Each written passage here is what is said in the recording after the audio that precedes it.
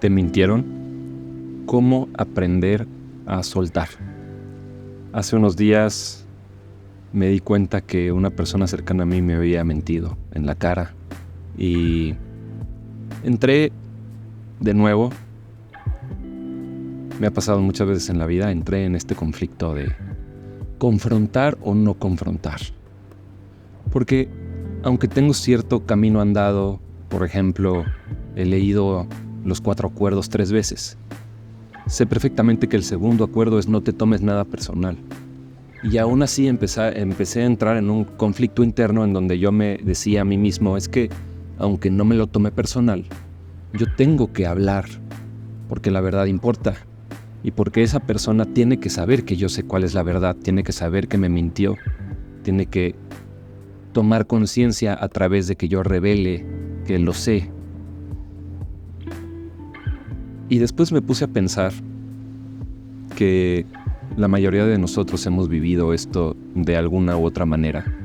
Y lo primero que sentimos es que vivimos la mentira como una traición, y esa traición es un ataque directo a nuestra persona. Y de alguna manera sentimos que fue nuestra dignidad la que fue pisoteada, que fue una falta de respeto personal hacia nosotros y que se perdió una confianza que de alguna manera es imposible recuperar o cuesta mucho trabajo recuperar. Y después probablemente hasta piensas que hice mal yo para que esta persona me traicionara, me mintiera o tratara de blofearme, tratara de transgiversar la verdad enfrente de mí. ¿Por qué a mí? Empiezas a pensar. Y ahí es el inicio de una serie de pensamientos autodestructivos que nos pueden llevar a lugares muy oscuros. Entonces empecé después a pensar en esta obsesión por preguntarnos por qué o tratar de entender por qué esta persona hizo esto o por qué me hizo esto, que es todavía peor. Porque nos deja atrapados en una narrativa en donde pensamos que el otro hace cosas por nuestra culpa.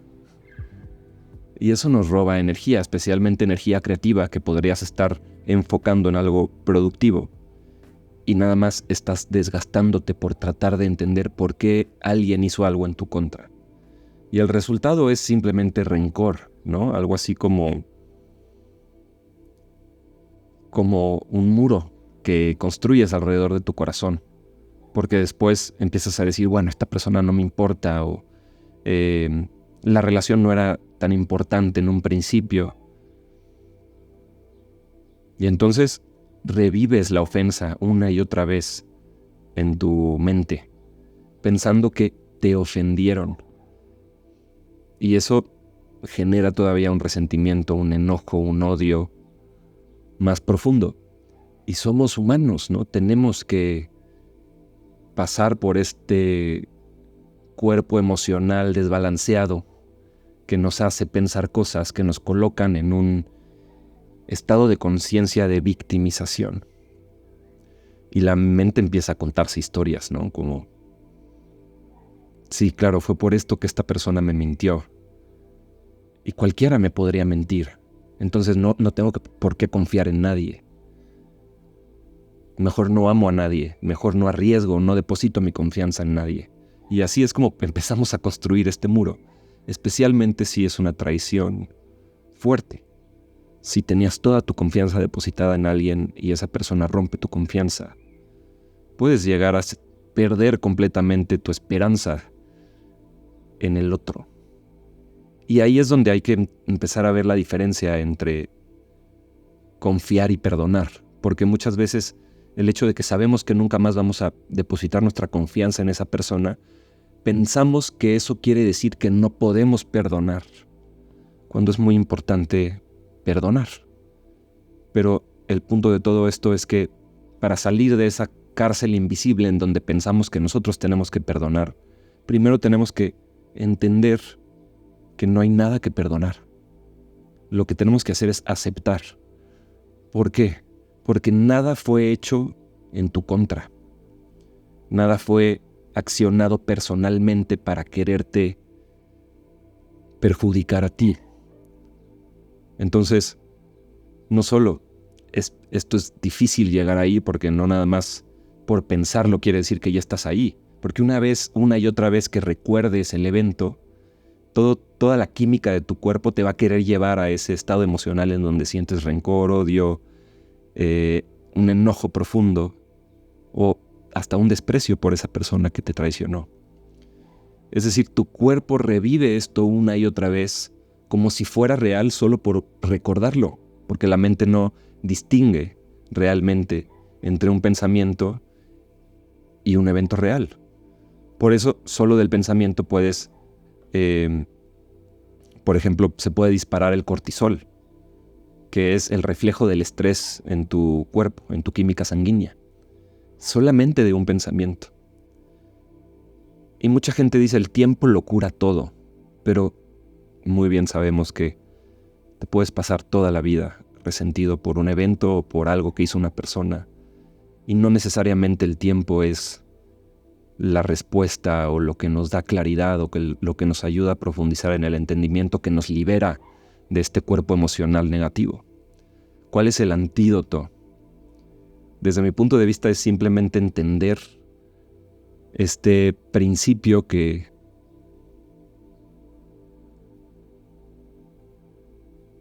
en pocas palabras lo resumiría como que la mentira revela el estado de conciencia de la persona que miente, no tu valor como persona o el valor de la relación.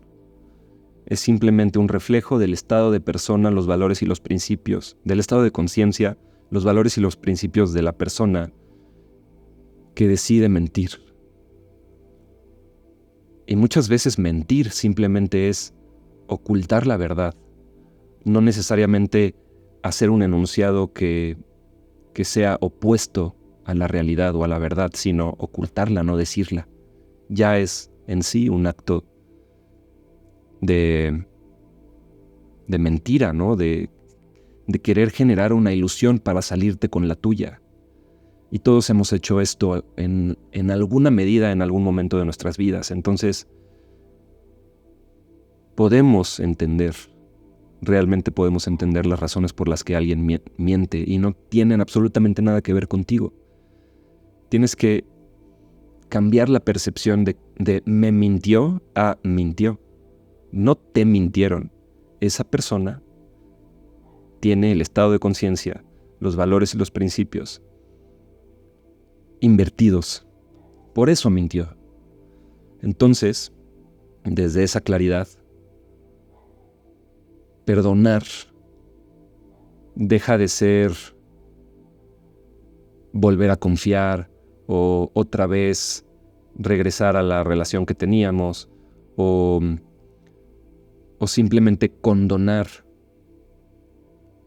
o permitir o tolerar que la otra persona actúe de esa manera. Y entonces puedes confrontar sin volverlo personal.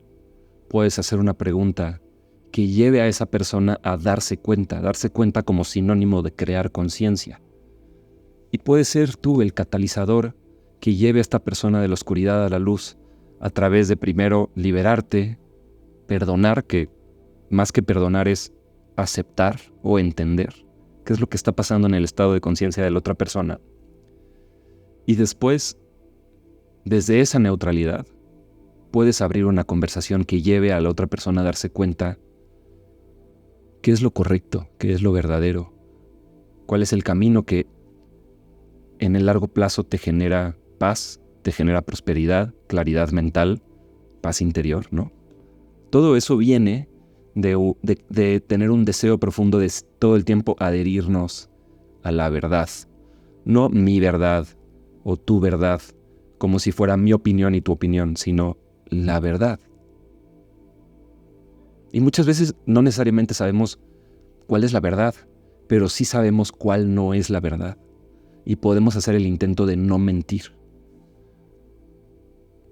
Dicho esto, también es importante soltar la necesidad de que te pidan disculpas o que haya alguna especie de reparación o recuperación de una relación, porque muchas veces tienes que tomar la decisión de ya no seguirte juntando con personas que no valoran la verdad, que no son fieles a la comunicación auténtica y honesta.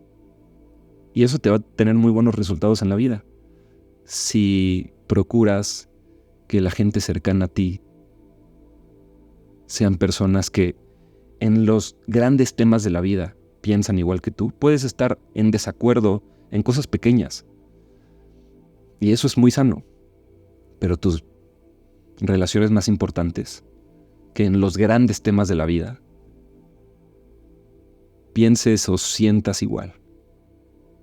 Y eso creo que, por lo menos desde mi experiencia, es algo que es sumamente importante, ¿no? Crucial, es clave para que puedas disfrutar de las relaciones más cercanas en tu vida y que aprendas a no ponerte de pechito para vivir esas experiencias en donde te sientes traicionado o donde sientes que alguien te hizo algo de manera personal.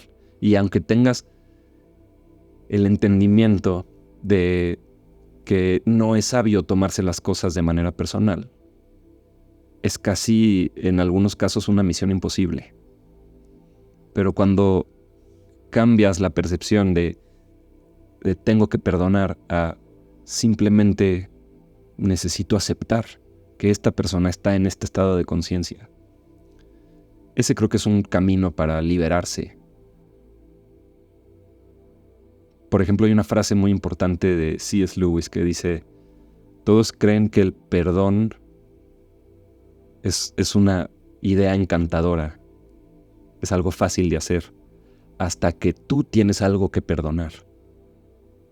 No es lo mismo el perdón en un concepto que suena bello y que dices, como el final de la película de Into the Wild, ¿cómo se llama Into the Wild en español?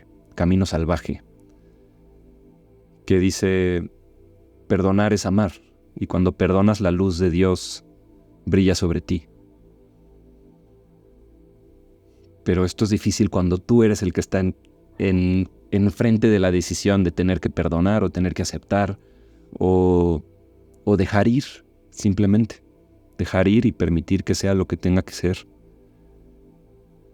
Y en vez de culpar a otros, más bien ponerte un espejo enfrente y decir en dónde yo no estoy siendo honesto conmigo mismo.